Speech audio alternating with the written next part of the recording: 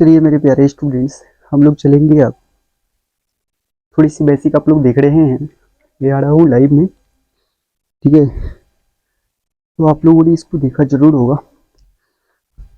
ठीक है, हाय। तो मेरे प्यारे स्टूडेंट्स, मैं आपको आज थोड़ी सी गला गजब टाइप की लग रही है, बट मैं बेसिक लेकर के आया हूँ 5 से 7 मिनट। आपको अगर अच्छा लगे तो आप लोग लाइक कीजिएगा, सब्सक्राइब कीजिएगा। ठीक है, बेसिक ही है, कल से हो सकता है क्वेश्चन किया जाएगा या एक दो क्वेश्चन हम देख लेंगे। ठीक है मेरे प्यारे स्टूडेंट्स, 13 अध्याय को हम लोग कंप्लीट करेंगे। उसमें पृष्ठीय क्षेत्रफल और आयतन के बारे में आपको दिया रहेगा। ठीक है, चलिए सबसे पहले तो ये बता दो, आपको थोड़ा सा देख लिया। ये जो पहला है, हमको घन देखना पड़ेगा यानी क्यूब के बारे में। ठीक है, अगर संपूर्ण पृष्ठीय क्षेत्रफल पूछा तो हम लोग 6a² कहेंगे। बोलो समझ में, माइक चल रही है? ठीक, आवाज आ रही है? गुड।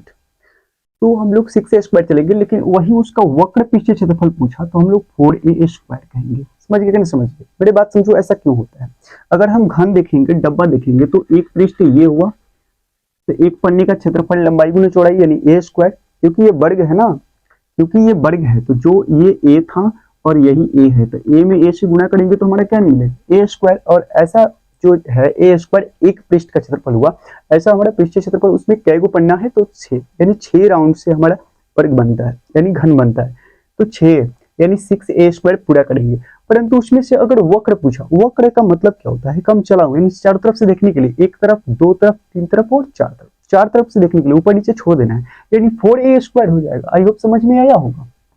ठीक है, इसकी आयतन की बात करूं तो एक ही होता है, यानी भुजा क्यू होता है। वैसे क्या आयतन वो कहलाता है ना, आयतन में क्या होता है? लंबाई गुना चौड़ाई गुना और ऊंचाई होता है।